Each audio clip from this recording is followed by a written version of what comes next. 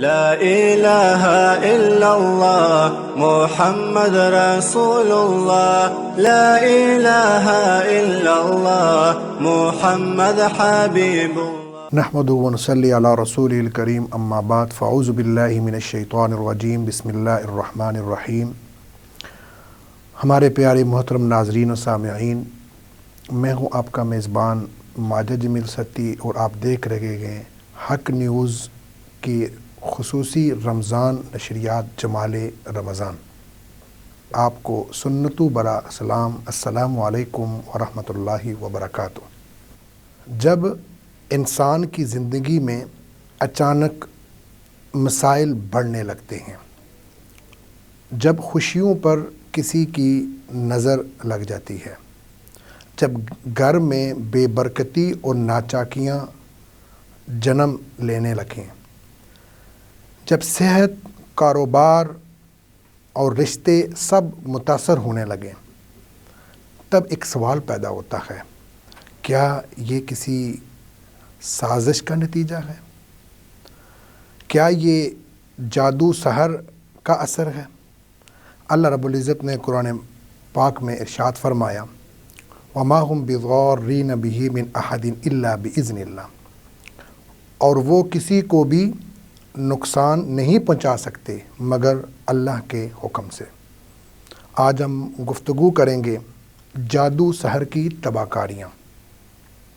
آج اس موضوع کے اوپر ہمارے ساتھ موجود ہیں جید عالم دین ہیں، خطیب ہیں اور ماشاءاللہ مفتی بھی ہیں۔ وہ آج اس موضوع کے اوپر اپنے جامع اور معنی دلیل کے ساتھ ہمارے ناظرین اور سامعین کو بتائیں گے کہ جادو سحر کی تباہ کاریاں کیا ہیں۔ تو میں جناب مولانا مفتی عاطف جمشید ستی صاحب کا شکریہ ادا کرتا ہوں کہ وہ ہمارے اس پروگرام میں تشریف لائیں۔ جیسا کہ آپ کو معلوم ہے کہ جمال رمضان کی خصوصیات میں سے ایک خصوصیت یہ ہے کہ جہاں پر ایک موضوع، اچھا سا موضوع لیا جاتا ہے اور اس کے اوپر مہمان بلایا جاتا ہے، ساتھ ایک دوسرا مہمان بھی جو ہے وہ بلایا جاتا ہے جو کہ ثنا خواں ہوتا ہے۔ تو آج ایک مشہور نعت خواں اور بڑی اچھے انداز میں نعت پڑھتے ہیں اور بڑے دل سے پڑھتے ہیں، میری مراد جناب حافظ انعام الحق صاحب ہیں۔ میں آپ کا بھی شکریہ ادا کرتا ہوں کہ آپ اپنے قیمتی اوقات میں سے جو ہے وقت نکال کر ہمارے پاس تشریف لائیں۔ گفتگو کا سلسلہ جو ہے وہ ہم شروع کرتے ہیں۔ میں جناب مفتی عاطف جمشید صاحب سے میں گزارش کروں گا کہ ہمارے ناظرین اور سامعین کو آپ یہ بتائیں کہ اسلام کی نظر میں جادو اور سحر کی کیا حقیقت ہے اور اسلام ہمیں اس سے بچنے کے کیا طریقے بتاتا ہے۔ بہت شکریہ جناب ماجد صاحب۔ آج آپ نے اپنے پروگرام میں اپنے توسط سے اپنے ناظرین و سامعین سے بات کرنے کا موقع عنایت فرمایا۔ پروگرام کا جیسا کہ آغاز کرتے ہوئے آپ نے جو آیت مبارکہ تلاوت کی، وَمَا هُمْ بِضَارِّينَ بِهِ مِنْ أَحَدٍ إِلَّا بِإِذْنِ اللَّهِ،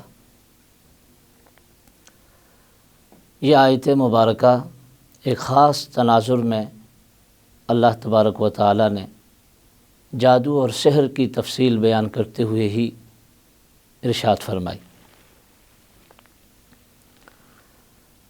بدقسمتی سے جو شیوا کفار اور یہود کا تھا، ہمارے معاشرے میں، ہمارے مسلم معاشرے میں وہ چیز رواج پکڑ چکی اور اس قدر عام ہوتی چلی گئی کہ بسا اوقات یہ خیال آنے لگتا ہے کہ شاید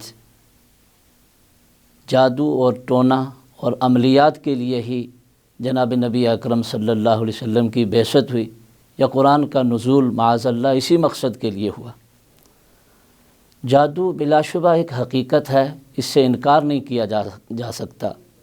قرآنی تعلیمات میں بھی اگر دیکھا جائے تو اللہ تبارک و تعالی نے جہاں فرعون کے جادوگروں کا تذکرہ کیا، موسیٰ علیہ السلام کا تذکرہ کیا تو ان آیات میں ہمیں یہ ملتا ہے کہ فرعون کے جادوگروں نے جب جادو کیا تو قوم یہ دیکھ کر متاثر ہوئی، اور قرآن نے جن الفاظ کا ذکر کیا وہ الفاظ یہ ہیں کہ وَاسْتَرْهَبُوهُمْ، وہ جادو دیکھ کر وہ قوم مرعوب ہو گئی۔ اور جناب موسیٰ علیہ السلام کے بارے میں بھی قرآن کے الفاظ یہ ہیں یُخَيَّلُ إِلَيْهِ مِن سِحْرِهِمْ أَنَّهَا تَسْعَى فَأَوْجَسَ فِي نَفْسِهِ خِيفَةً مُوسَىٰ قُلْنَا لَا تَخَفْ، کہ جب موسیٰ علیہ السلام نے دیکھا کہ فرعون کے جادوگر اپنا جادو دکھا رہے ہیں، اور جو رسیاں اور جو لاٹھیاں انہوں نے پھینکی وہ ایک جادو کی صورت اختیار کر گئی اور قوم اس سے مرعوب ہو چکی، تو موسیٰ علیہ السلام کے دل میں بھی ایک خوف پیدا ہوا۔ تو پھر ارشاد باری تعالیٰ ہوا کہ قلنا لا تخف انک انت الاعلیٰ، کہ یہ کوئی چیز نہیں ہے، آپ نے اس سے نہیں ڈرنا، غالب آپ ہی ہیں، حق سچ ہی غالب ہے۔ اسی طرح اس سے یہ حقیقت ہمیں بخوبی معلوم ہوتی ہے کہ جادو ایک حقیقت ہے اور اپنا ایک اثر رکھتا ہے، جادو کی اثر انگیزی سے انکار نہیں کیا جا سکتا۔ جناب نبی اکرم صلی اللہ علیہ وسلم پر جادو ہوا، متعدد روایات میں ہمیں یہ معلوم ہوتا ہے کہ آپ علیہ السلام بسا اوقات کسی چیز کو دیکھتے اور پھر یہ خیال ہوتا کہ شاید میں نے نہیں دیکھی، یا بہت ساری چیزیں آپ بسا اوقات باریاں جیسے ازواج مطہرات کی اس کو بھول جاتے تھے۔ الغرض روایات کے خلاصے سے جو بات معلوم ہوتی ہے وہ یہ کہ نبی اکرم صلی اللہ علیہ وسلم پر جادو ہوا، اور پھر آپ نے بارہا اللہ تبارک و تعالیٰ سے دعا فرمائی کہ یا اللہ مجھ سے یہ اثر زائل کر دیجیے، اور پھر وہ دعا قبول ہوئی اور آپ علیہ السلام سے وہ اثر ختم ہوا۔ قرآن مجید میں بابل کے جادوگروں کا جو ذکر، جیسا کہ آپ نے شروع میں آیت مبارکہ پڑھی، وہاں سے بھی ہمیں یہ معلوم ہوتا ہے کہ اللہ تبارک و تعالیٰ فرما رہے فَتَعَلَّمُونَ مِنْهُمَا فَيَتَعَلَّمُونَ مِنْهُمَا مَا يُفَرِّقُونَ بِهِ بَيْنَ الْمَرْءِ وَزَوْجِهِ، کہ وہ جادوگر وہ جادو سیکھتے تھے جس سے زوجین کے درمیان خاندان میں تفریق پیدا کرتے تھے۔ تو ان ساری چیزوں سے اتنا تو معلوم ہوتا ہے کہ بلا شبہ جادو ایک حقیقت ہے اور یہ اثر رکھتا ہے، اور اس کی اثر انگیزی سے انکار نہیں کیا جا سکتا۔ پھر جب یہ ایک حقیقت ہے اور اثر رکھتا ہے تو اس سے بچا کیسے جائے؟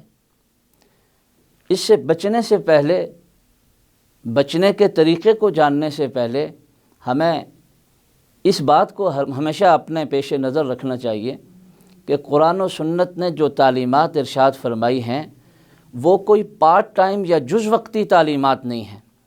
اسلام ایک مکمل ضابطۂ حیات ہے، اور اسلام ہر پہلو سے انسانیت کی رہنمائی کرتا ہے اور انہیں وہ راہ دکھاتا ہے، اس فکر کی تربیت کرتا ہے، وہ نظریہ دینا چاہتا ہے انسانیت کو جسے اختیار کر کے وہ ان جیسی خرافات سے، جیسے جادو ٹونا وغیرہ جیسی خرافات سے بچ کر حقیقی زندگی کی طرف، حقیقی فکر کی طرف، ایسی فکر جو انسانیت کی فلاح کے لیے ہو، جو انسانیت کی بہبود کے لیے ہو، دوسروں کے لیے ایثار کے جذبے کے ساتھ ہو، دوسروں کے لیے سہولت اور آسانی پیدا کرنے کے جذبے کے ساتھ، ایسا نظریہ اور ایسی فکر اور ایسا طرز زندگی انسانیت کو اسلام فراہم کرتا ہے۔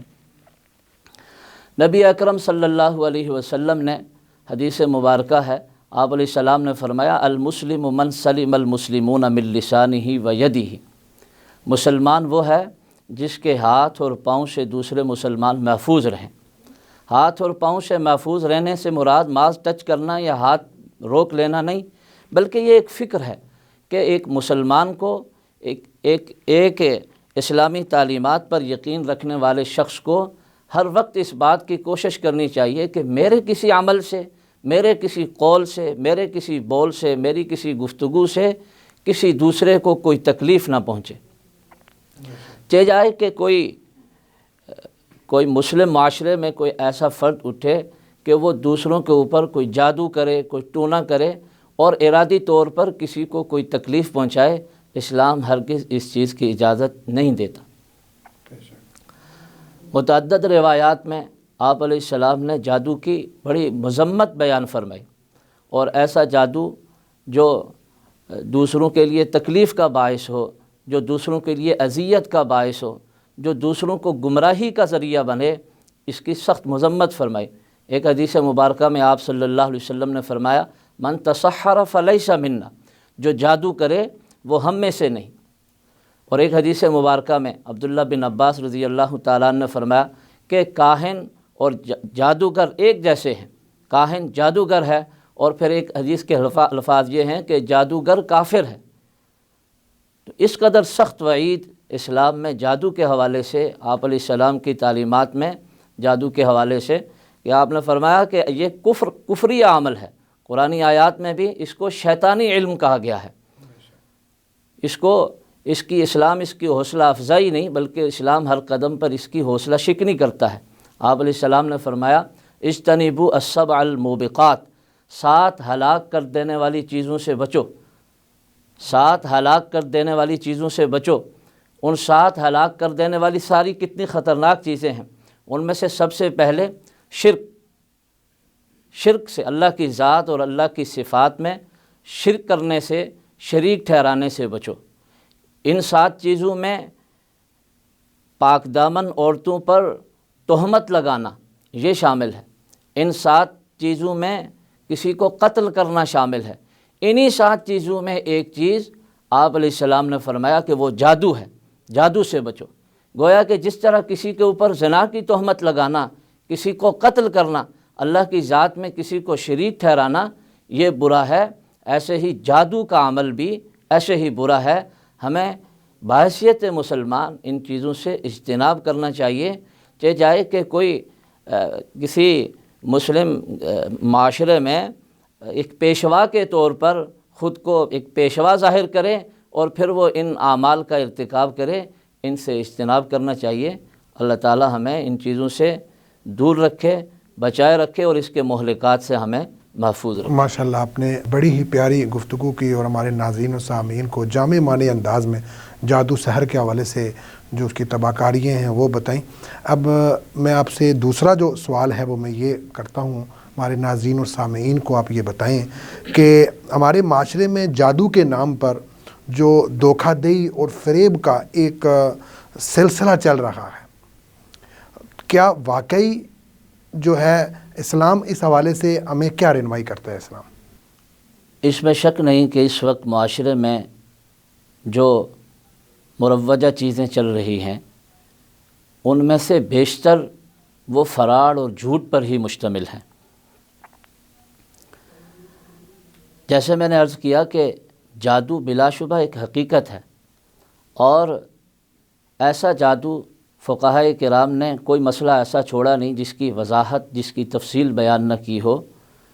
اس مسئلے کو بھی اپنی کتابوں میں فقہائے کرام نے بڑی وضاحت کے ساتھ بیان کیا ہے۔ جادو کی ایک ایسی قسم ہے کہ جس میں غیر اللہ سے مدد طلب کی جاتی ہے، جنات سے مدد طلب کی جاتی ہے، اللہ کی ذات کو چھوڑ کر دوسروں کا نام لے کر مدد طلب کی جاتی ہے۔ ایسا جادو بلا شبہ یہ وہ جادو ہے جس کو کفر کہا گیا ہے۔ جادو کی ایک دوسری قسم جس میں ایسا تو نہیں کہ مقدسات کی توہین ہو، آیات کی تحقیر ہو اور کوئی کفریہ چیزیں اختیار کی جائیں، ایسا تو نہیں، لیکن اس میں بھی ایسا ضرور ہے کہ دوسروں کے لیے تکلیف اور اذیت پیدا کی جاتی ہے، پرابلمز کریٹ کی جاتی ہیں۔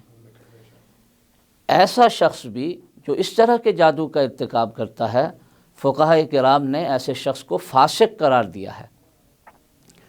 اور جادو کی ایک تیسری قسم جو محض گنجائش کی حد تک ہے، ضرورت کی حد تک ہے، فقہائے کرام نے اس کی اجازت دی، اور وہ اتنی ہے کہ اگر کسی شخص کے اوپر جادو ہو جاتا ہے، وہ متاثر ہو جاتا ہے، بیمار ہو جاتا ہے، تو اپنے علاج کے لیے، اپنے دفاع کے لیے، تکلیف سے بچنے کے لیے جائز حدود میں رہتے ہوئے اس کے بھی معیار اور اس کی تفصیل فقہائے کرام نے کتابوں میں، محدثین نے اپنی شروحات میں بڑی وضاحت کے ساتھ بیان کی ہیں، تو ان حدود میں رہتے ہوئے انسان اپنے آپ سے جادو اور ٹونے کے نقصانات اور مضرات کو دور کر سکتا ہے۔ بے شک جی، آپ نے بڑے پیارے انداز میں، جامع معنی انداز میں ہمارے ناظرین کو گفتگو کر کے جادو سحر کی تباہ کاریاں بتائی۔ گفتگو کا سلسلہ انشاءاللہ اب جاری رہے گا۔ اب ہم دوسرے مہمان جو حافظ انعام الحق صاحب ہیں ان کی طرف چلتے ہیں، اور ان سے میں گزارش کرتا ہوں کہ اپنا کلام پیش کریں۔ بہت شکریہ جناب۔ ہم اس مبارک مہینے میں ایک بھولا ہوا سبق اس کو یاد کرنے کی ہم کوشش کرتے ہیں۔ میرے نبی سے میرا رشتہ کل بھی تھا اور آج بھی ہے، میرے نبی سے میرا رشتہ کل بھی تھا اور آج بھی ہے، لب پہ نعت نبی کا نغمہ کل بھی دیکھیں،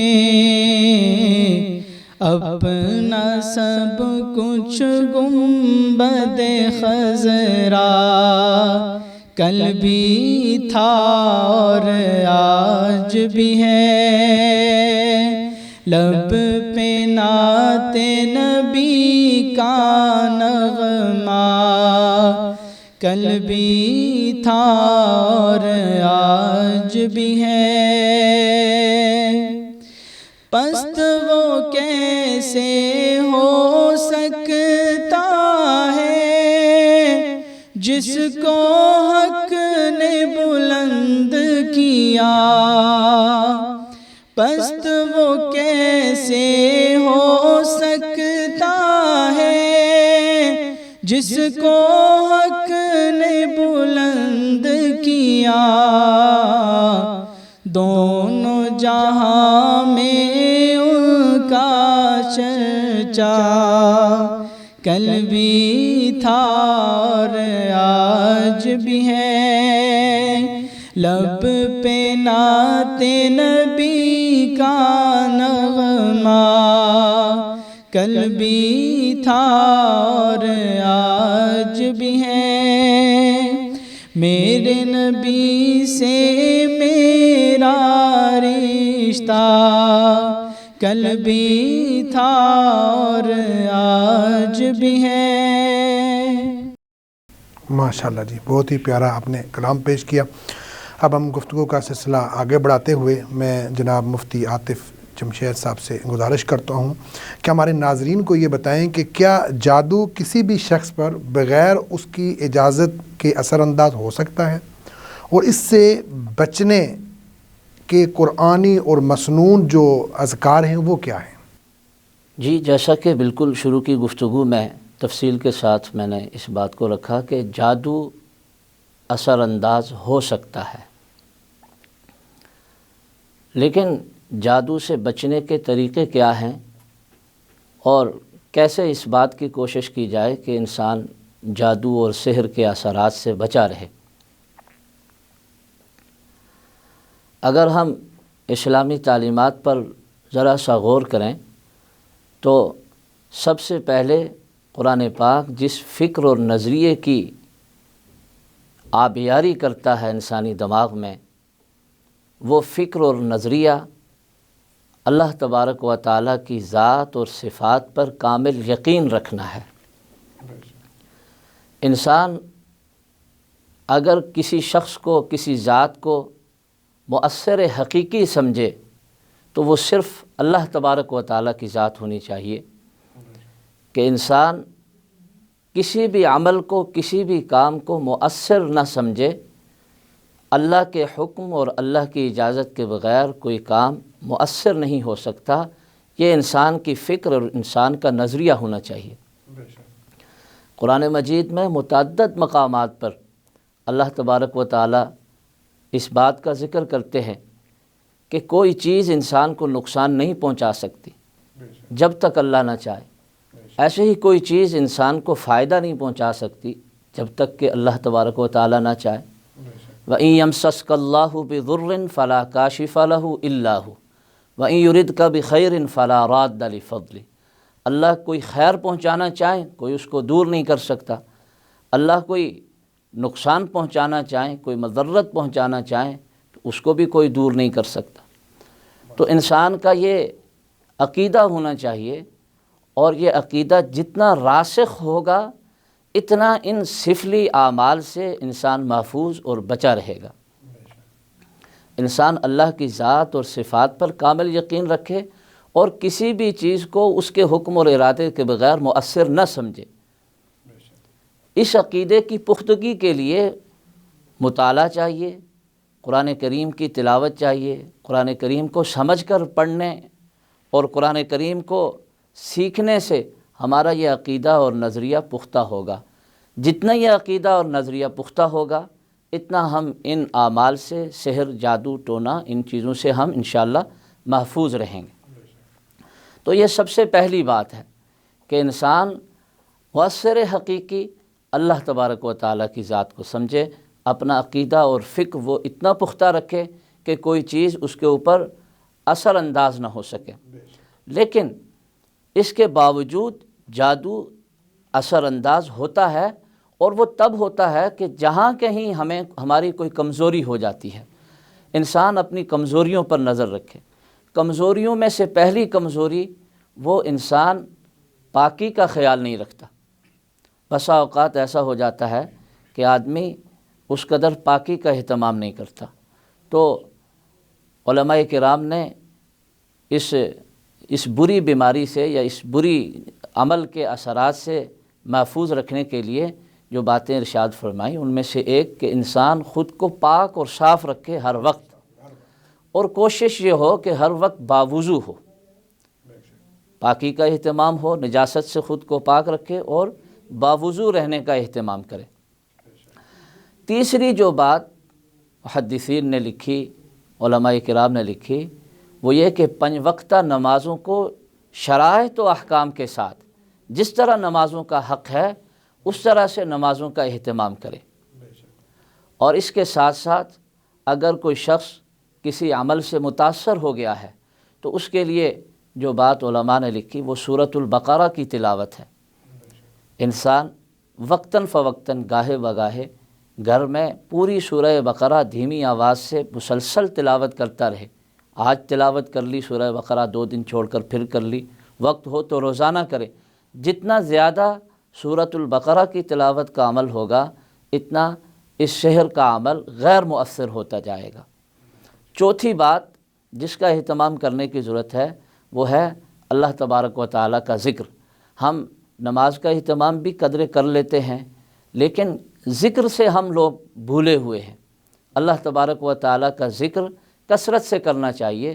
قرآن مجید میں جا بجا اللہ تبارک و تعالیٰ اپنا ذکر کرنے کا حکم ارشاد فرماتے ہیں، یا ایھا الذین آمنوا اذکروا اللہ ذکرا کثیرا، ایمان والو کثرت سے اللہ تبارک و تعالیٰ کا ذکر کرو، اور اس دل کو، اس جان کو جو اللہ کا ذکر کرتی ہے اور اس جان کو جو اللہ کے ذکر سے غافل ہے، ذکر نہیں کرتی، وہ زندہ اور مردہ کسی ہے۔ تو جب مردہ جان ہوگی تو وہ غیر مؤثر ہوگی، اس کے اوپر دیگر چیزیں وہ زیادہ اثر انداز ہوں گی۔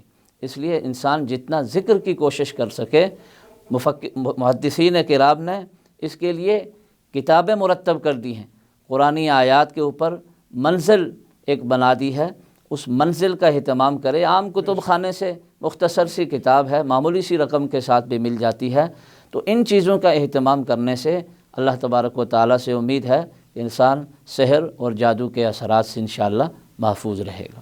بے شک جی، آپ نے بہت ہی پیاری گفتگو آپ کر رہے ہیں۔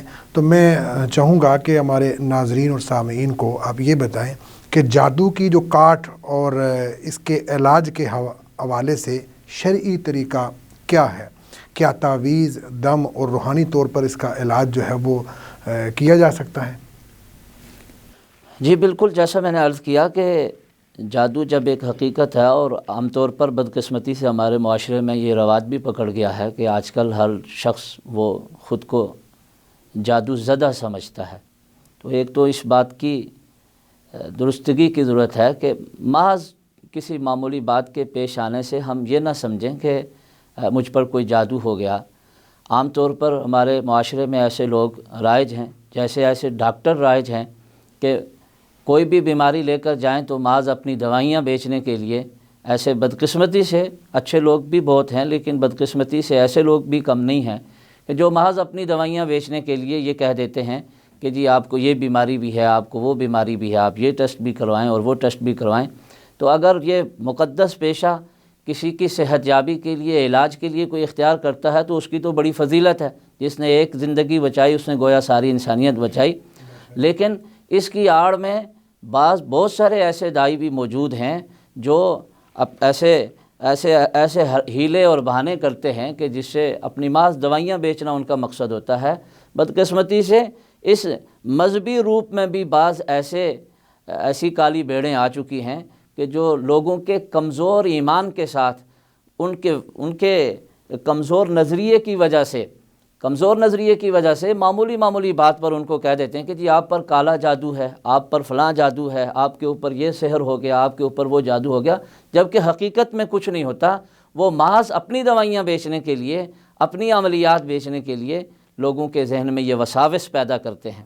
تو اپنے پختہ فکر، جتنی فکر پختہ ہوگی، فکر پختہ ہوگی اتنے وساوس کم آئیں گے، اور وساوس اور اوہام کم آئیں گے تو آپ محفوظ رہیں گے۔ ایک تو یہ۔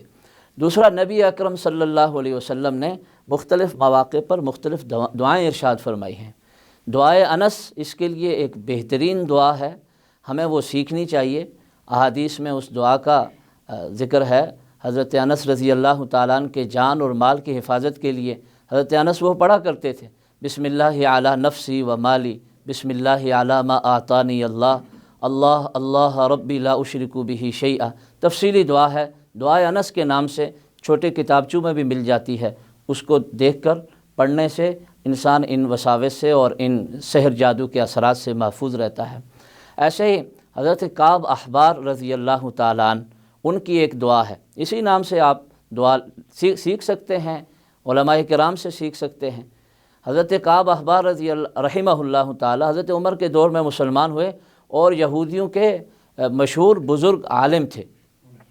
جب یہ مسلمان ہوئے تو یہودیوں کو اس بات کی بڑی تکلیف ہوئی، تو حضرت کعب احبار رحمہ اللہ دعا ارشاد فرمایا کرتے تھے، اور وہ کعب احبار رضی اللہ عنہ کی دعا کے نام سے دعا موجود ہے، وہ سیکھی جا سکتی ہے۔ علماء کرام سے فرماتے تھے اگر میں اس دعا کا اہتمام نہ کروں تو یہود جادو کر کے مجھے گدھا بنا دیں۔ اب جہاں جادو کی سحر انگیزی کا اندازہ ہوتا ہے، وہیں اس بات کا بھی اندازہ ہوتا ہے کہ نبی اکرم صلی اللہ علیہ وسلم کی جو تعلیمات ہیں، جو اوراد اور وظائف آپ صلی اللہ علیہ وسلم نے احادیث کی کتابوں میں نے کہا وہ سیکھے جا سکتے ہیں، وہ کتابوں میں موجود ہیں۔ علماء کرام کی رہنمائی میں وہ چیزیں سیکھنی چاہیے اور ان کا اہتمام کرنا چاہیے تاکہ ہم ان چیزوں سے محفوظ رہیں۔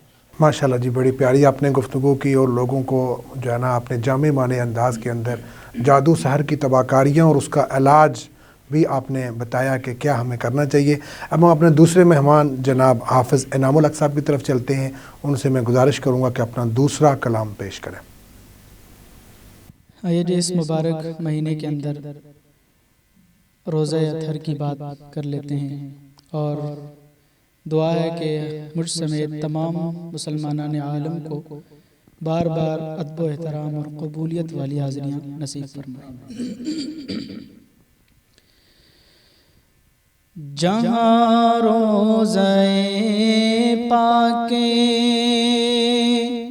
خیر الورا ہے، وہ جنت نہیں ہے تو پھر اور کیا ہے۔ جہاں روزہ پاک خیر الورا ہے، وہ جنت نہیں ہے تو پھر اور کیا ہے۔ جو عاصی کو کملی میں اپنی چھپا لے،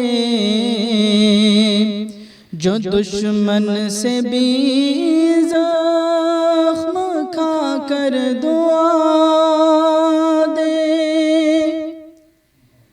جو عاصی کو کملی میں اپنی چھپا لے،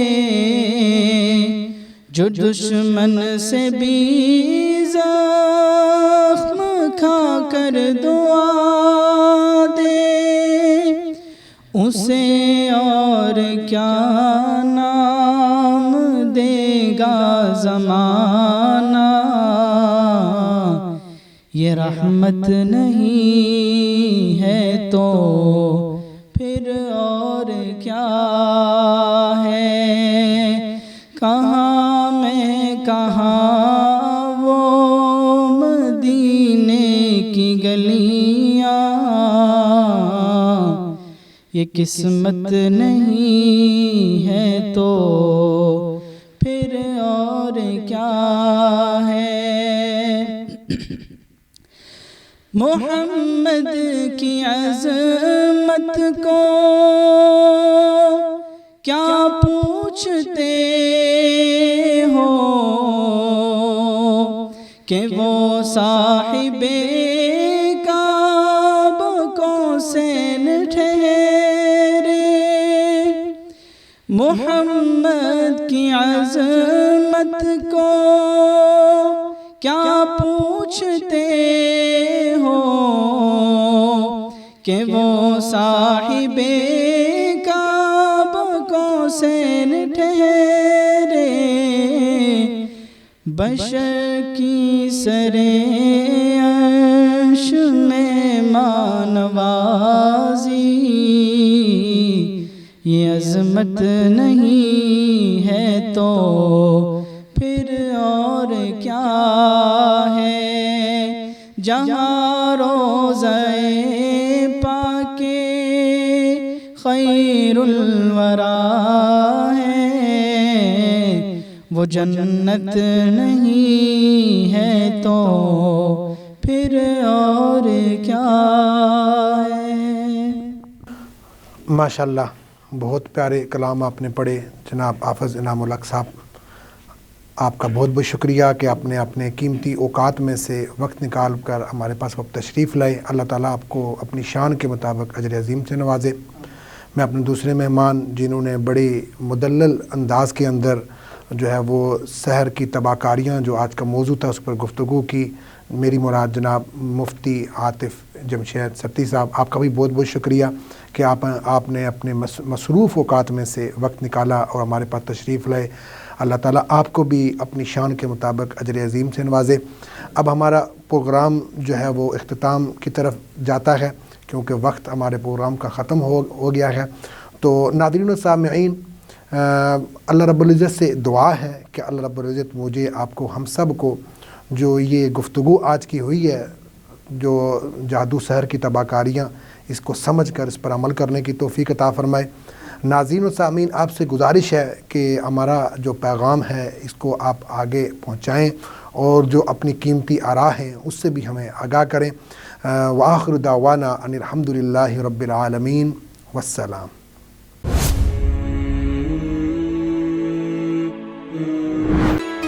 لا الہ الا اللہ محمد رسول اللہ، لا الہ الا اللہ محمد حبیب اللہ۔